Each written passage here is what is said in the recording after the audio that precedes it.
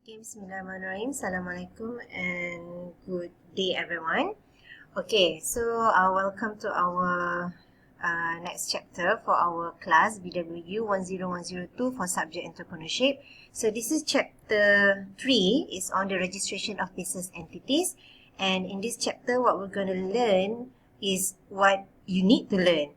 So in this chapter we're going to see different types of business entities that are available throughout the world, or most importantly in Malaysia, and how to register them. Okay, so by the end of this chapter, we hope that you will able to understand, you'll be able to identify different types of business entities, and you will know the importance of why we need to register our business entities. Okay, so this is the synopsis of this chapter, and this is the objectives of this chapter. Okay, to identify the types of business entities, and we're going to see how many types of business entities that we have in Malaysia specifically, to provide an understanding of the importance of registering a business. So from here we should know why it is important for us to register our business, to explain the business registration procedure. So in order for us to register our business, we have to know what we have to do, the procedures, and also to discuss the legal aspects related to business formation. So whatever it is, because business, it involves money, okay, so it involves financial, so so it has something to do with the legal aspects. Okay, so the learning outcomes, it is related to the previous slides, which are the object. Okay, so this is what we're going to learn today. Business entity types in Malaysia. We're going to see how many types that we have and where we should register them, and the benefits and limitations of each of the entity types that we have in Malaysia, and also the procedure on how to register each type of the business entities. Okay, alright, so basically it is the responsibility of all the business operators who conduct the business activities to register them. Okay, so we learned previously that entrepreneurship involve some sort of profit making. Okay, so whatever we want to do, make it legal, do not make it illegal. So business registration in Malaysia is managed by the SSM. In English, we call it Companies Commission of Malaysia, or in Bahasa Melayu, SSM it stands for Suruhanjaya Syarikat Malaysia. And this is under the Ministry of Domestic Trade, Consumer Affairs, Cooperative and Consumerism. Okay, so besides the SSM, they also have another Suruhanjaya, which is known as the SKM. Okay, let me change this to ball pen. Let's try this. Okay, so we have this SKM and also the SSM. Okay, so this is nice. So SSM, as I mentioned before, is Suruhanjaya Syarikat Malaysia, and SKM is Suruhanjaya Koperasi Malaysia. So in here, you need to know that there are few business entities that we have to register under the SSM, and there is another business entity that we have to register solely at the SKM. Okay, so in here we know that there are 4 types of business entities that we have to register under the SSM, which are the sole proprietorship, partnership, limited liability partnerships, and also the private limited companies.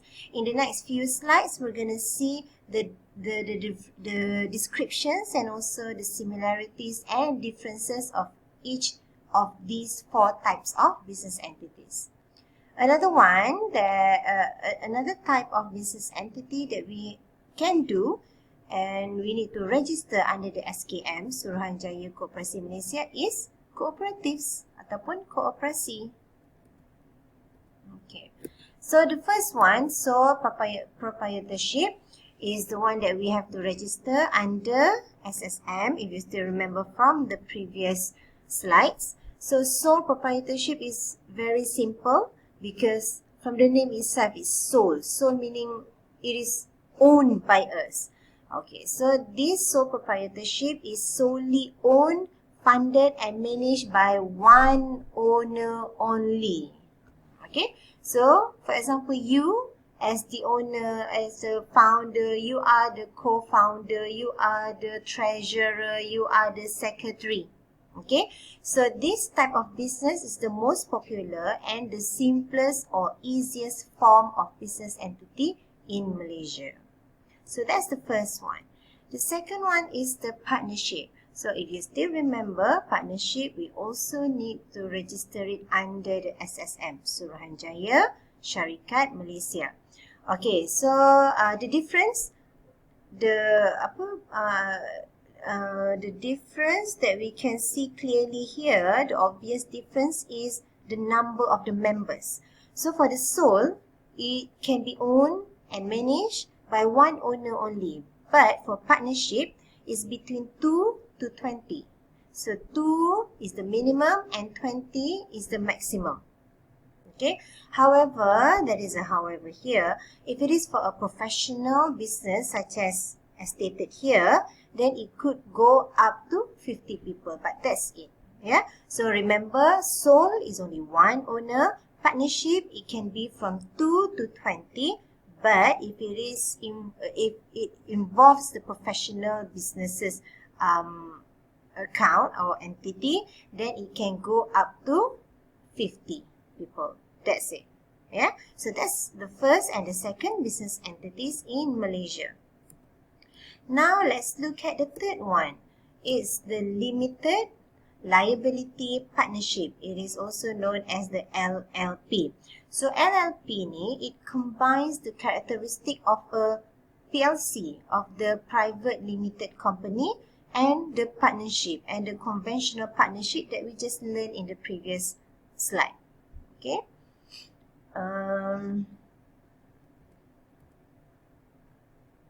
The LLP concept supports startups, small and small medium enterprise. So whenever we see all the small and medium enterprise, yeah, SME, small medium enterprise, ataupun SKS kan in bahasa Melayu, then mostly they own a business entity known as the LLP. So LLP can be formed by a minimum of 2 persons up to an unlimited number of members. Okay, so it's the same with the partnership where the minimum number is 2, but they have no maximum number. Okay, so it can be as many members as you want, and this is for LLP. Okay, now let's see the fourth one, the fourth business entities that we can do, that you can venture. And if you do choose this private limited company, then you are required to register them under the SSM. Yeah, and it is called the private limited company. So it is based on several individuals who are entrepreneurs contributing to a bigger capital sourcing to make the business easily manageable and expandable. Yeah, so this is a company, and usually this company, what they have to do is here at the end of the name. So for example, Mak Joyah Sendirian Berhad. Okay, so they have to put this word Sendirian Berhad spell out, or you can use the short form SDNBHD at the end of the company name. So for example, Positive Vibes Sendirian Berhad, Mak Joyah Sendirian Berhad, Executive Cafe Sendirian Berhad. So everything that we see, if the name has Sendirian Berhad at the end of the company name, then we know that that business is registered under the private limited company business entity or business types. Okay. So that's the 4 different business entities. They are available in Malaysia and they are required to be registered under the SSM. But there is also another business type, which is called the cooperative or the kooperasi. And as we have learned previously before this, that cooperative or kooperasi, they have to be registered under different Suruhanjaya, which is called the SKM, Suruhanjaya Koperasi Malaysia, or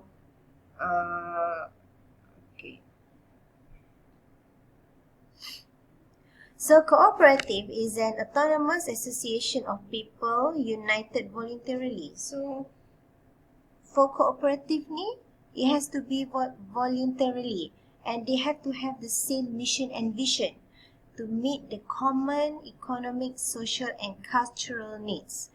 So in Malaysia, the minimum number of members in a primary cooperative is 100. Okay? So dia punya minimum number is 100. So usually cooperative is a very large business entities, and as we can see, the minimum number is 100. Okay. Suruhanjaya Koperasi Malaysia, CSC. Okay. So in the next few slides, we're going to see on the benefits and limitations of the each business entity. Okay, so the first one is the sole proprietorship, and remember, sole proprietorship is when it is funded, when it is managed by only one. Yeah. So benefit is the owner has 100% control. Okay. So registration point is very easy because only you do it. So you don't have to depend on anyone else. However, the limitation is the capital because it depends solely on your financial status. If you are wealthy, if you have a lot of money and you know how to manage your business on your own, then you will be good. But if you have a limited money, limited financial sources, and you don't know how to manage your business properly, then you will go down. Okay, so there are a lot of benefits and limitations for this sole proprietorship. Now, let's look at the second one, partnership. So partnership, the benefit is on the capital because the more the merrier. We have more friends running the same business with the same mind, with the same goals, and then all the members, all the partners will contribute financially, so we have more money. However, one of the limitations is the disagreement.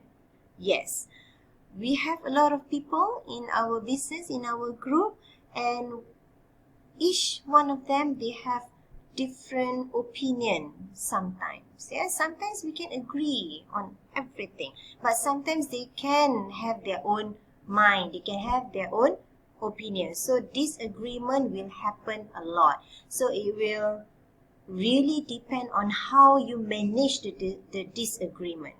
Okay. Alright, so we will continue the next slides on another video. Okay, hi everyone. Kita jumpa kembali. Okay, so let's continue with our chapter 3 on the business types or business entities in Malaysia. Okay, so this is the benefits and limitations of our next type, which is the limited liability partnership. Okay, so remember, kalau limited liability partnership ni, there is no limit on the number of owners.